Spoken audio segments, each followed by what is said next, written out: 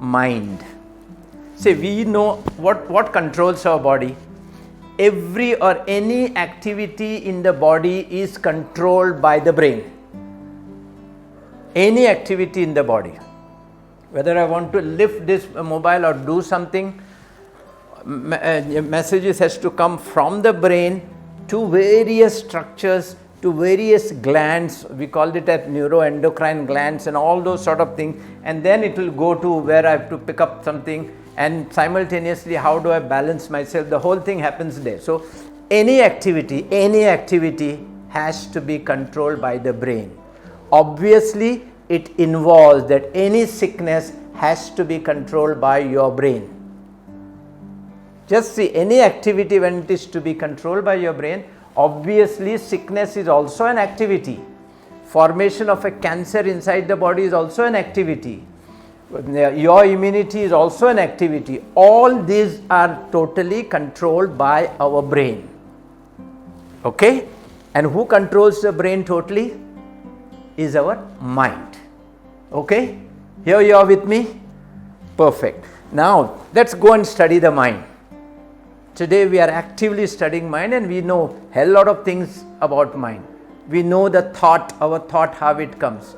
We know how the thought travels, like your light travels with waves in a straight line. Your sound travels with waves in a straight line. So also our thought travels in a similar way. Okay? Today we are able to study the thought. Today we are able to study the mind pretty well. And if we study the mind totally well, we find mind is, one is a conscious part of the mind, and second is unconscious part of the mind or subconscious part of the mind, whichever you call it. Conscious mind is what we are all doing now.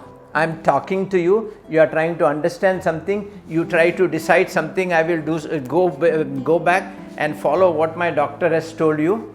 Okay? While your unconscious mind is something different. You go with all the good thoughts, from tomorrow I am going to start this. But what happens after a day or two? Either you forget, or you change, or something else happens, and you are back to your old original lifestyle. Why? Because of this unconscious mind. Conscious mind is just 5% of your whole mind. And rest 95% is unconscious mind. Conscious mind, I can is all my wishes and whims and fancies is a conscious mind. And if you look at the strength of this conscious mind can analyze, say, 40 bits of information in a second, while an unconscious mind can analyze 40 million bits of information in a second. So this tells you how powerful is your unconscious or subconscious mind. Your conscious mind, you can keep on putting the facts the way you want, but unconscious mind, you cannot put up the facts the way you want. Your unconscious mind is developed while you are in the mother's womb, say right from week 6 of your inception till the time you are 7 years old. After that, you don't add anything to the subconscious mind. And this what you put into the subconscious mind is playing like a tape recorder into our mind all the time. So whatever you have been created by your parents during that phase of 6th week of pregnancy to 7th year, your attitude and your nature, everything is created at that time. This is why you find from a poor family, however smart the man is, they still remain poor, but from a rich family, however foolish he still becomes rich. Okay? So this is what has gone into their mind at that time. So whatever gets played onto this. So our unconscious mind is the most powerful, tremendously powerful compared to our conscious mind. Okay? So if you want to change yourself, to good or bad, whatever you want to change yourself, you should manage to change your unconscious mind. changing your conscious mind is just of no use. You will go home and say, doctor gave a nice motivating lecture, but at the end of it, there will be no change in your lifestyle. That's what I said in the beginning. I want a change in our lifestyle, because all of us want to have a change. All of us want to live without a disease. Okay? So this is your unconscious mind. And today's effort of ours is to try and see how do we change this unconscious mind. How do we enter our unconscious? Whatever I want to do in my life, how do I put it into this tape recorder of my unconscious mind?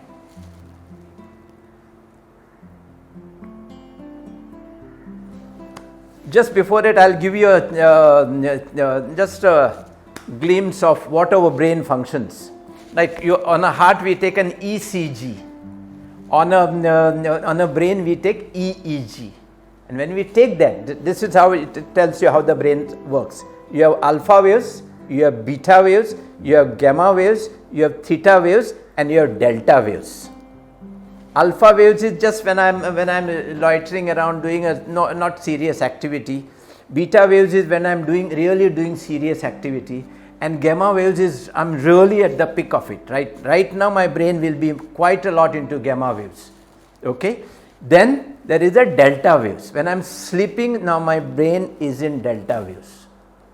And while we were a child, right from the mother's womb up to the age of 7, we only had theta waves. All these alpha waves, beta waves, gamma waves came much later. At that time we had theta waves. And during this period of theta waves, our brain is creating the unconscious mind. It is learning from all possible sides.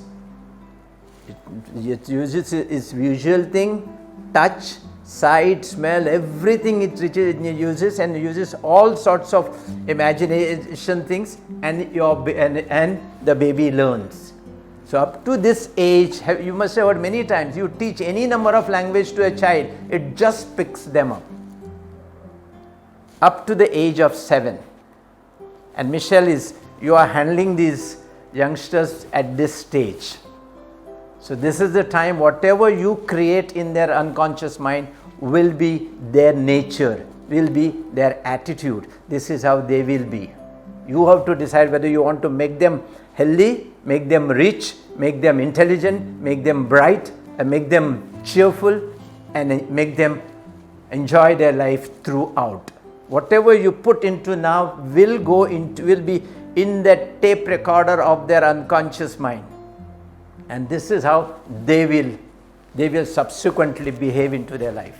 And one little advice I would give you is, do not create a fear into their mind. Fear for nothing. If you create this, anything, your tiger comes into, they should not get feared. If you create this, no fear into their mind, they will be extraordinary individuals. Because if you look at us, all of us stay behind because of one factor in our life: fear. Fear of anything. Fear of my wife shouting at me, fear of a sickness, fear of when I'm driving, a fear of an accident. All sorts of fears we have constantly. And it is that one little word, fear, which puts us at a differently. If you manage to remove that fear from their mind, each of these individuals will be an extraordinary, brilliant individual, whatever fields they pick in. And fortunately for us, do we get this delta wave, theta waves with us anytime? Yes. There are 2 occasions in our day where the brain goes into theta waves. One is when I am sleeping. I finish my work and come home, and from beta waves I start coming into alpha waves, and then slowly when I am sleeping, I will go into delta waves. In between that few time when I am about to fall sick, my brain is into theta waves. This is one time where it is in theta waves. And then when I get up in the morning, suppose I get up, I am awake, but still my eyes are not opening, my hand and legs are moving. So between the stage of deep sleep to an awake time, that little time your brain is in theta waves. And if we can make use of these two occasions and put whatever we want into our unconscious mind, we can rewrite the tape of our unconscious mind. And this is exactly the message I want to give you. How exactly do we catch that theta stage and go up along with that? Okay, now there are various processes we have studied with which we can change our unconscious mind. One of the process is a hypnotherapy. While you can be hypnotized nicely, your brain can be put into theta stage, and the man who hypnotizes you can make you do things that he wants. But here there is danger. Now, how someone else will know what I want in my life? And suppose he doesn't do it properly, or if he does it wrongly, he can cause harm to me. So right now, I would not advocate you to go into that hypnotherapy to try and excite or change your unconscious mind. This is one stage. Second stage is when you are in deep meditation, like all the saints going out into Himalayas and sitting meditating for years together, for days together. Those are the people at that stage of deep meditation, real deep meditation. They are into theta stage. Third thing we can do is we can visualize ourselves and make use of the theta stage. We can create beliefs into ourselves during this theta stage time. We can use repetition to enter our unconscious mind. And these are the three things, as we know right now, we can use to enter our unconscious mind. And I'll just give you the science behind all these three things. Okay? And the next thing I will talk to you is something about power breathing. You know, we all know pranayama. That's one of the best thing that we have, best exercise of our life. Your oxygen is your life. Taking more oxygen is what matters, and Corona has taught us so much. For us to come out of Corona sickness, what matters is oxygen, oxygen and oxygen. Okay? And then I will take you into a stage of how can you feel and utilize and use your own energy and go into the stage where you can cure yourself. And then of course the most important thing is your physical exercise. Let me tell you, I won't talk on that, but let me tell you, physical exercise matters. You cannot be a healthy person without a good physical exercise.